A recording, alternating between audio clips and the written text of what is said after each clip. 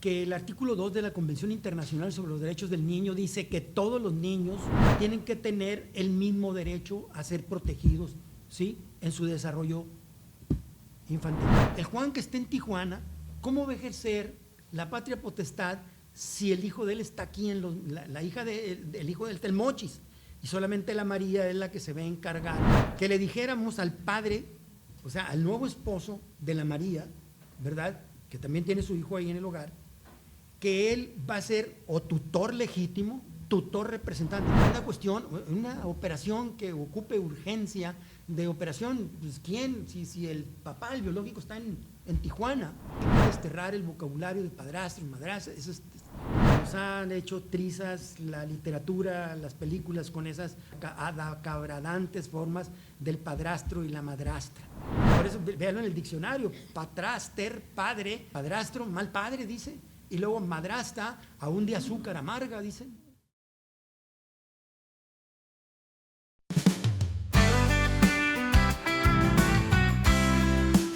Acceso y derecho, la voz del futuro.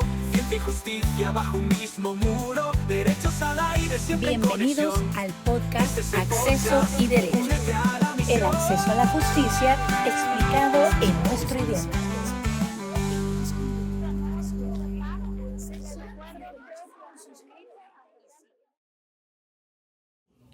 Hola, ¿qué tal? Bienvenidos a tu podcast Acceso y Derecho, el acceso a la justicia explicado en nuestro idioma. Un espacio donde buscamos acercar los temas jurídicos a nuestra vida cotidiana. Soy Elizabeth Chía y hoy abordaremos un tema muy actual y relevante: las familias recompuestas, una dinámica que cada vez es más común en nuestra sociedad.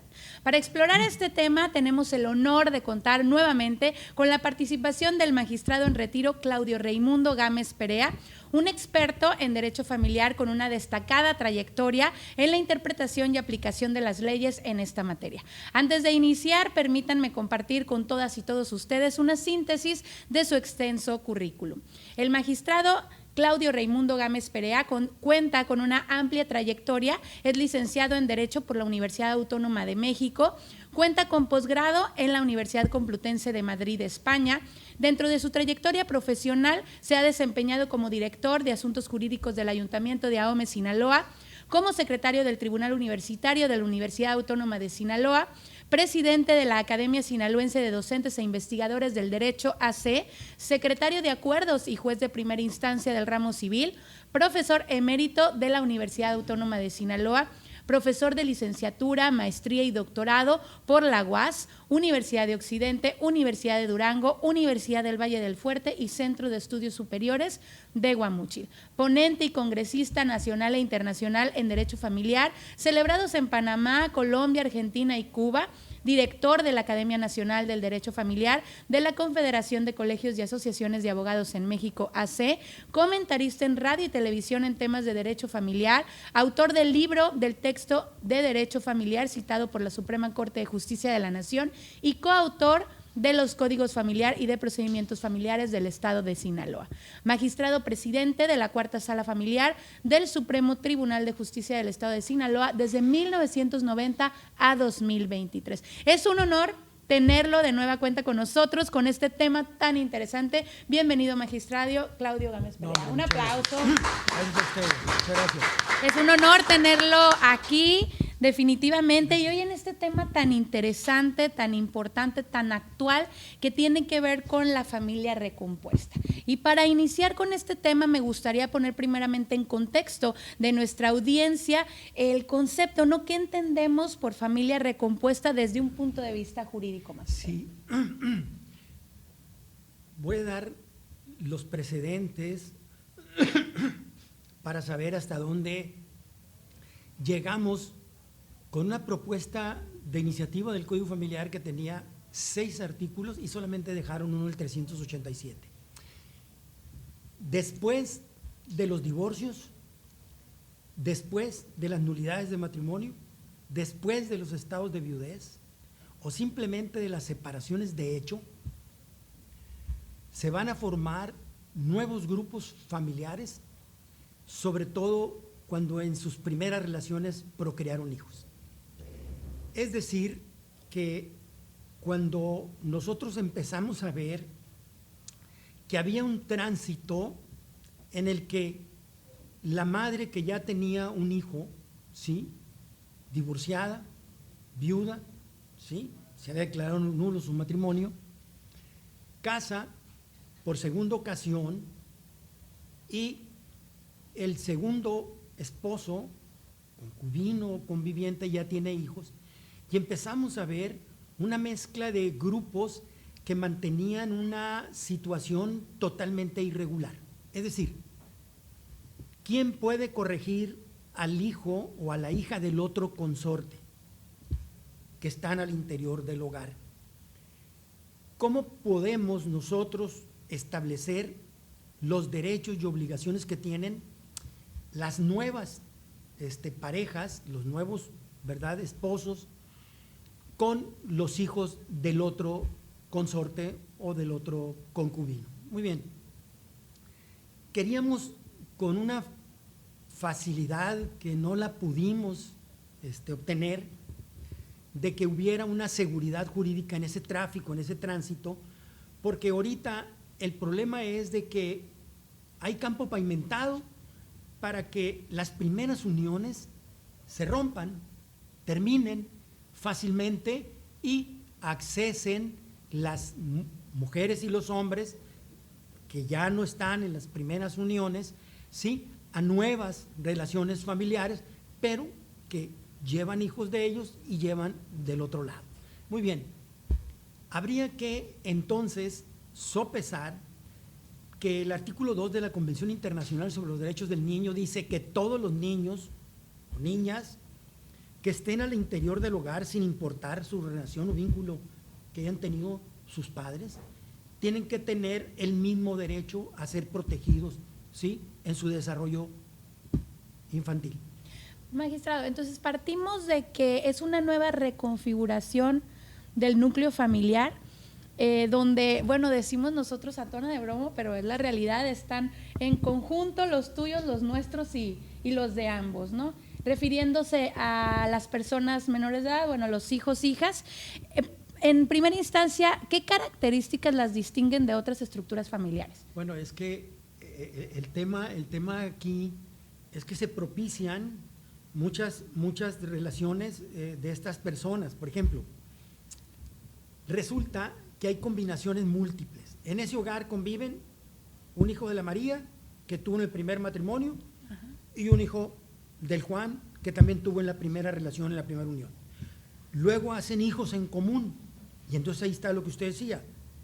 ¿Quién mandata las formas de comportamiento al interior, horarios, entradas, salidas? Cuando está viéndose que ahí están los tuyos, los míos, dicen, y la nueva pareja, y los nuestros. Ahí es donde se complementa una de las formas de lo que es esa unión.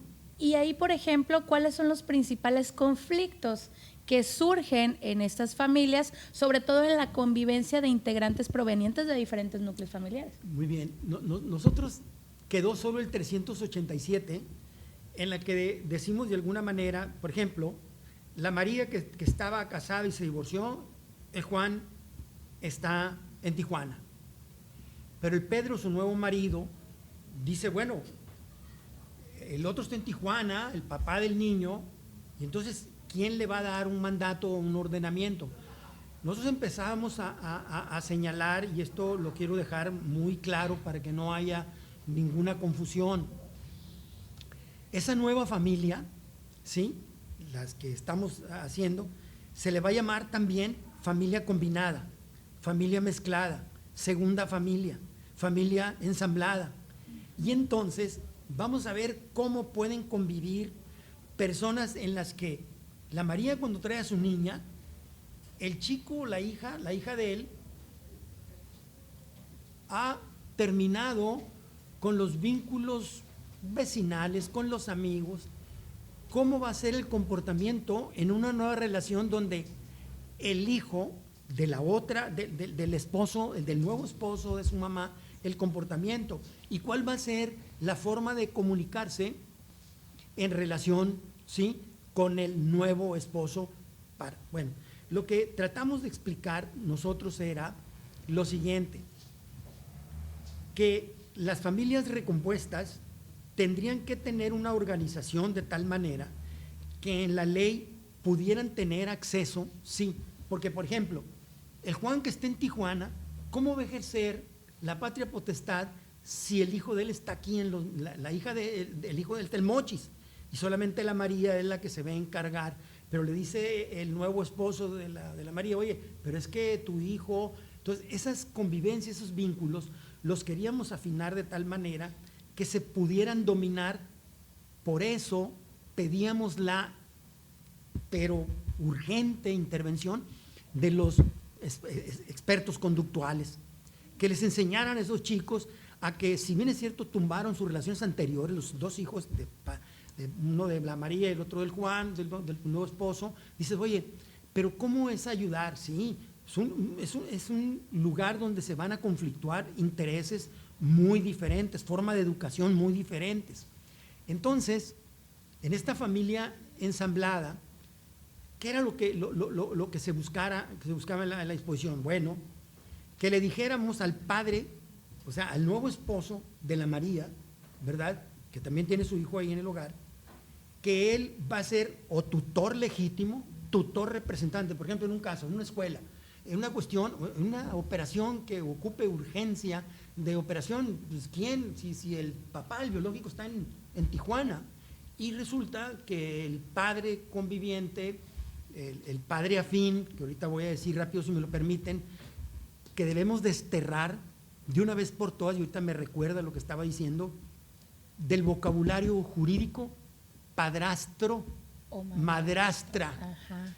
Conforme al artículo 200 del Código Familiar, el parentesco de afinidad se da entre el esposo y los parientes de la esposa, y a la inversa.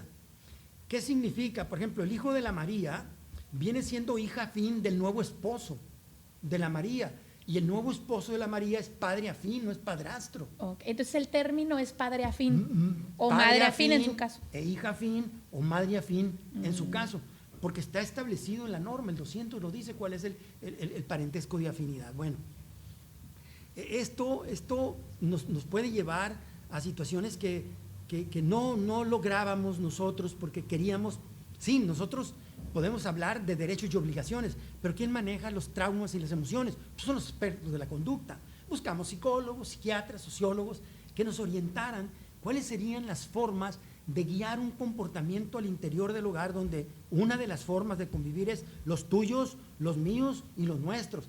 Claro, puede haber que solamente, ¿verdad?, ellos lleven, porque hay distintas formas de esa familia ensamblada, familia mezclada, combinada, nosotros llamamos familia recompuesta, de que solamente la hija de la María y el hijo del Juan convivan ahí, y no hay más que…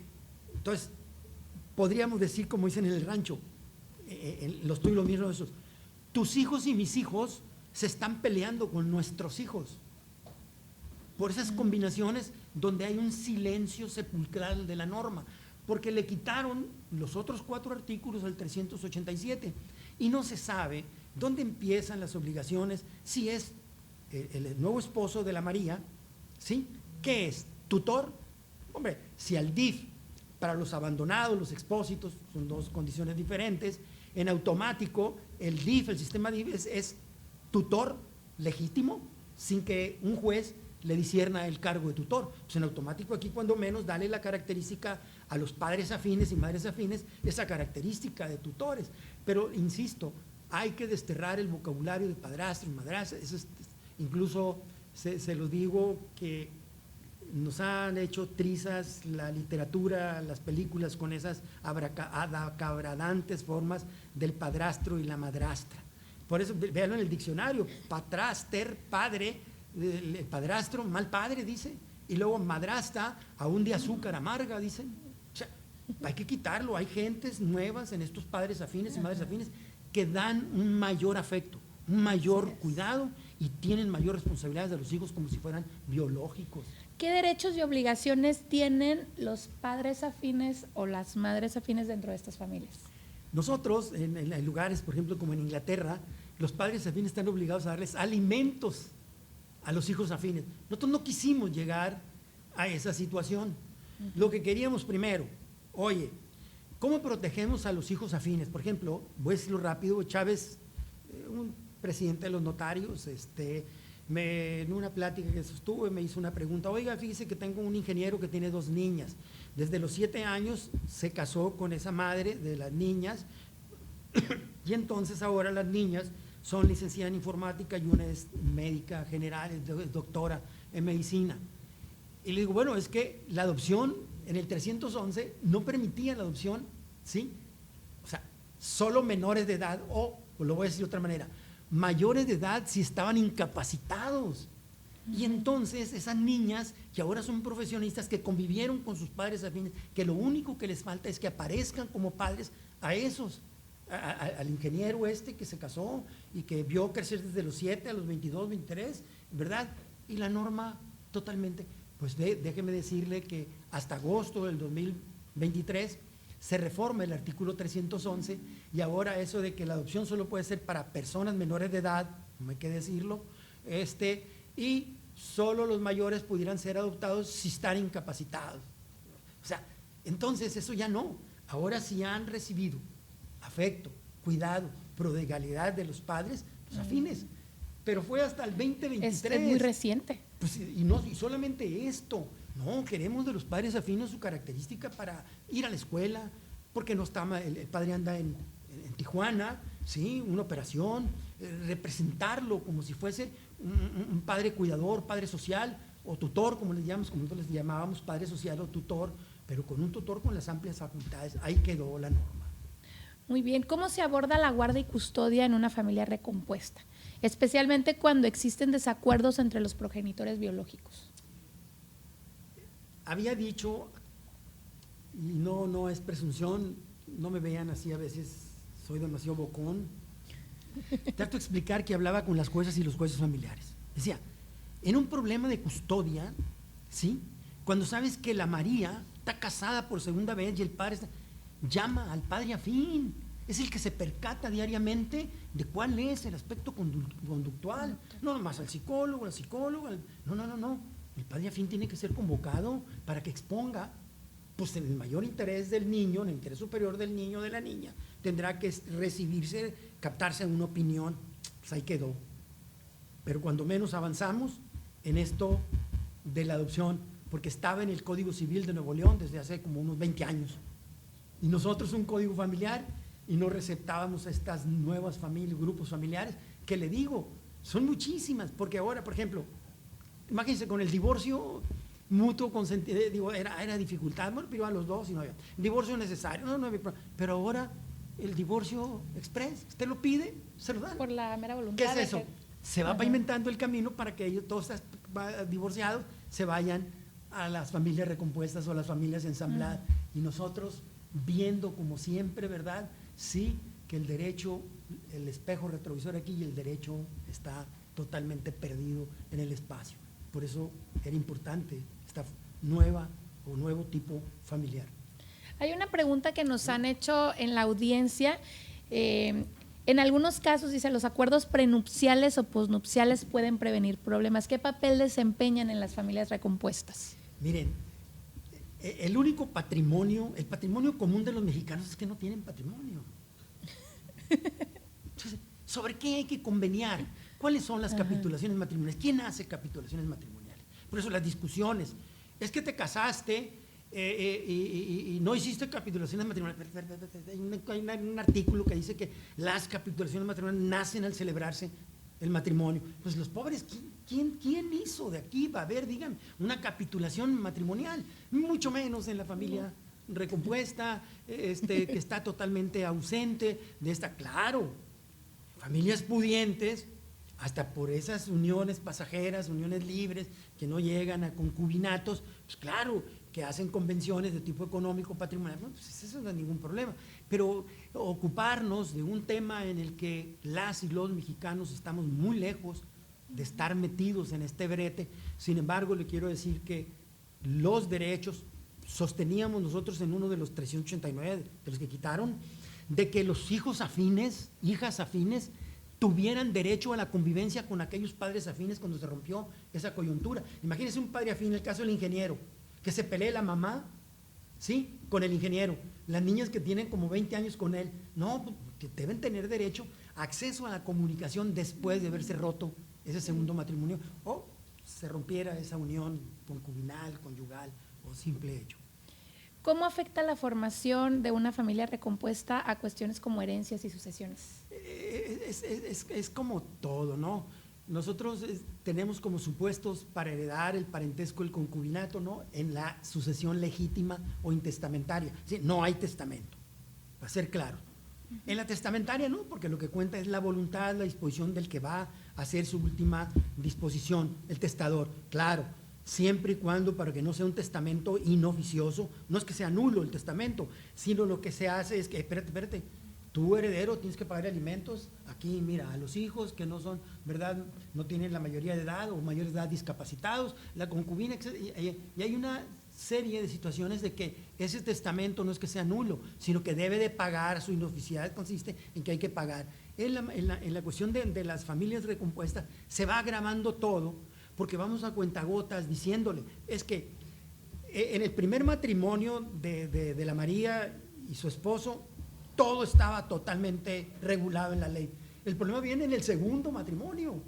¿Por qué? Porque no hemos querido meternos a querer regular estas situaciones. Bueno, pues vamos a regularlo. Entonces ahí va a contar mucho, ¿verdad? Yo, en el caso de este ingeniero, que platicaba que él había hecho el testamento en favor de las niñas desde los 8 o 9 años, en favor de las niñas, a pesar y con los nombres que tenían. Incluso ya hay resoluciones de la Corte donde en familias ensambladas pueden cambiarse el apellido paterno.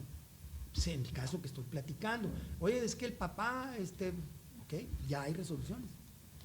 Muy bien. ¿Qué recomendaciones podría dar a esas familias para prevenir problemas legales y proteger los derechos de todos los miembros? Sí, lo que tendríamos que hacer es, primero, ordenarlos en la norma, regular estas uniones, que son muchísimas, por la facilidad que hay para romper la primera relación matrimonial, concubinal o de simple hecho, no duran las primeras uniones.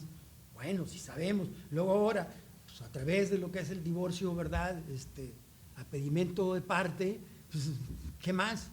Entonces, tenemos que ser tan prudentes en tratar, y si hay que llegar, yo todavía no quiero llegar ahí, hasta el extremo que se establezca derecho de los alimentos de los padres afines, lleguen, vamos. Precisamente sobre eso que comenta, o sea, cómo se reconoce y protege a las familias recompuestas en el marco jurídico mexicano. Están ausentes. Sinaloa es de los pocos que le ha metido mano a estos nuevos grupos familiares que, le digo, están a la par, y usted verá, por ejemplo, en Estados Unidos el 55%, ¿sí?, los hijos tienen, ¿verdad?, sus padres 2 matrimonios, son familias recompuestas. 55%. La cuestión divorcial, Colombia tiene un porcentaje igual, de cada 10, 6 divorcios. Entonces, todo esto nos debe llamar la atención aquí en México para empezar a buscar las formas. Acuérdese bien, regular no significa prohibir, no, se necesita encauzar las voluntades, porque tu voluntad propia tiene que acomodarse a la voluntad general, y esa es la tarea del legislador. El legislador se ha acostumbrado, y ya me callo con esto, se ha acostumbrado a creer que su ley es todo el derecho. No, es una parte del derecho. Por eso se ocupa de que los juzgadores estén resolviendo toda esa serie de lagunas, y por eso, legisladores, te digo, con mi actuación, de las sentencias que dictan las y los juzgadores, de que tú, legislador, lo que haces es solo parte del derecho. ¿Qué podríamos aprender de las regulaciones internacionales ahorita que hablaba de Estados Unidos? Colombia también mencionó.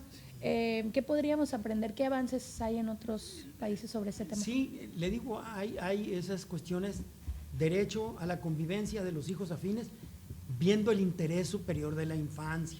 Hablo de los hijos, porque el derecho a la comunicación lo vemos desde los adultos, ¿no? Hay que verlo con el enfoque de los hijos. 2, ver la situación de que en un momento determinado, oye, si no has calificado a los hijos, ahí donde dice el 625, 626 del código, ¿verdad?, la cuestión de quiénes tienen derecho a heredar y quiénes no, cuando dice los descendientes, pues no los califiques. Si va a ser hijo afín, pues ya, derecho a herencia. Si va a ser hijo afín, como debemos, correcta, el 200 aquí está desde hace 400 años, en el Código Civil lo pasamos nosotros al 200. Bueno, pues entonces, pues no es que seas padrastro, no es que seas madrastra, no, tienes y recibes la calidad de padre afín, madre afín, hijo afín o hija afín. Ahorita que mencionaba el interés superior de las personas menores, pues siempre está en el centro de las, o debería de estar en el centro de las decisiones. ¿Cómo se aplica este principio en las familias recompuestas? Pues es que no se cumple con la Convención Internacional sobre los Derechos del Niño. En el artículo 3 dice, ¿verdad? Toda medida que se tome en relación a los niños, las autoridades administrativas, legislativas, ¿verdad? La consideración primordial que debe atender el interés superior del niño. Muy bien, ok.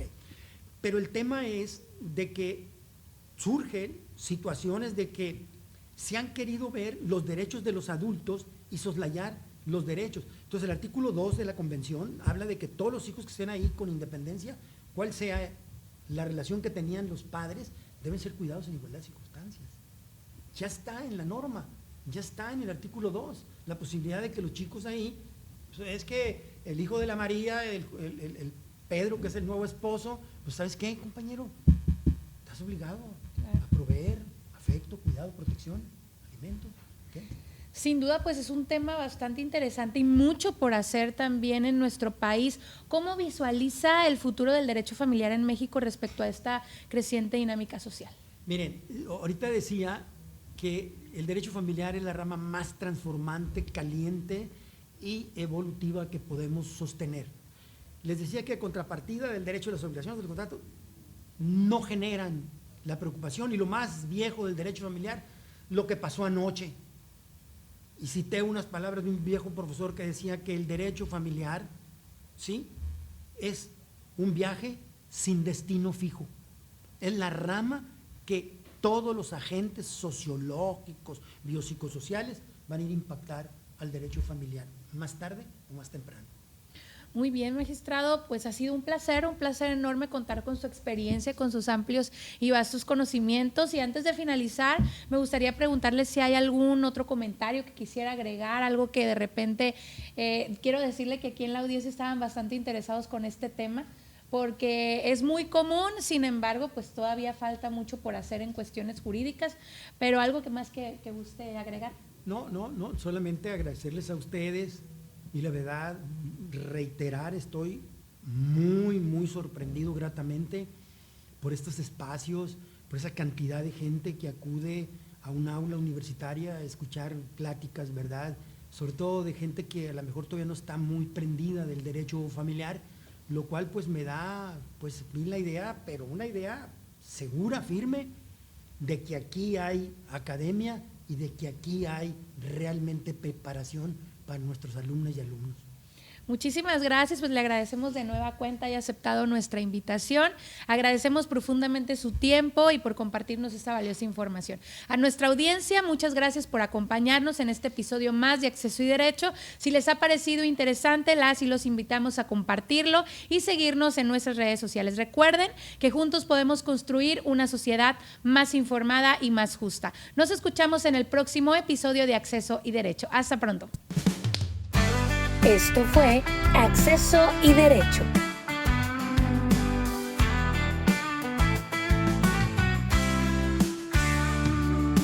Abre tus ojos, escucha la voz. Derechos humanos juntos en esta cruz. Ciencias jurídicas, buscamos la verdad. Acceso y derecho, la justicia en la comunidad. Expertos. Suscríbete y síguenos en nuestras plataformas digitales. Acceso y derecho, la voz del futuro. Ciencia y justicia bajo un mismo muro. Derechos al aire, siempre en conexión. Este es el podcast, únete a la misión.